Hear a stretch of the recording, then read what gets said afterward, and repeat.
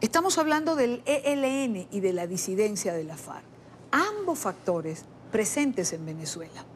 Hemos hablado prácticamente toda la semana del ELN y su quehacer de alguna manera asociado a la revolución bolivariana o a Nicolás Maduro con la explotación del oro, a las FARC rearmándose en algún territorio de Venezuela. Oímos a Nicolás Maduro, por otro lado, hablando de la violencia de Colombia y poniendo a Venezuela como víctima.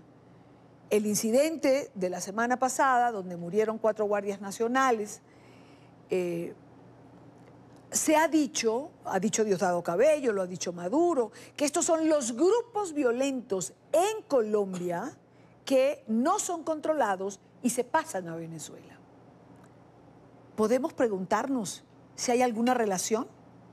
Y Dania, yo creo que en estos momentos no se puede descartar ninguna hipótesis, pero hay que tener en cuenta otros 2 elementos que quizás somos conscientes de ellos, pero que no hemos encontrado los cauces mínimos para relacionarlos. Hay que tener en cuenta que la responsabilidad en materia de control territorial en la frontera le corresponde a ambos gobiernos, no solamente a Colombia, sino especialmente a Venezuela. Históricamente, hasta hace quizás una década, Colombia difícilmente tenía la capacidad de controlar la extensión de su territorio o por lo menos ejercer actos de soberanía armada desde el punto de vista del uso y la presencia de la fuerza pública para evitar que este tipo de organizaciones cruzaran la frontera. Pero esto cambió también en los últimos años. La dictadura de Venezuela se convirtió no solamente en un gobierno permisivo, hoy día es un gobierno cómplice de grupos terroristas que no solamente tienen origen, lamentablemente, en suelo colombiano. Hay que tener en cuenta que la base internacional más importante de Hezbollah no está en Colombia, está en Venezuela. Hay un juego perverso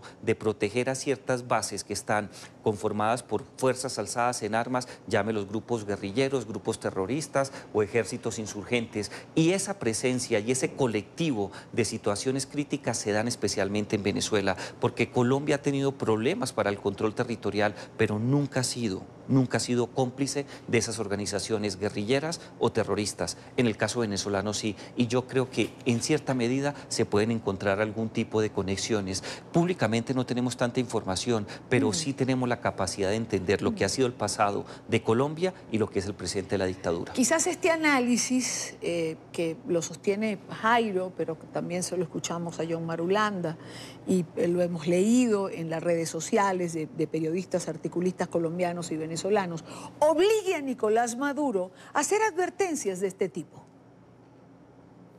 He ratificado instrucciones al Estado Mayor Conjunto, al Comandante Estratégico Operacional del Comando Estratégico Operacional de la Fuerza Armada Nacional Bolivariana, al ministro Vladimir Padrino, de reforzar todas las medidas de inteligencia, contrainteligencia, todas las medidas de carácter militar para dar con los responsables de este ataque vil y criminal de fuerzas paramilitares colombianas contra nuestras fuerzas militares.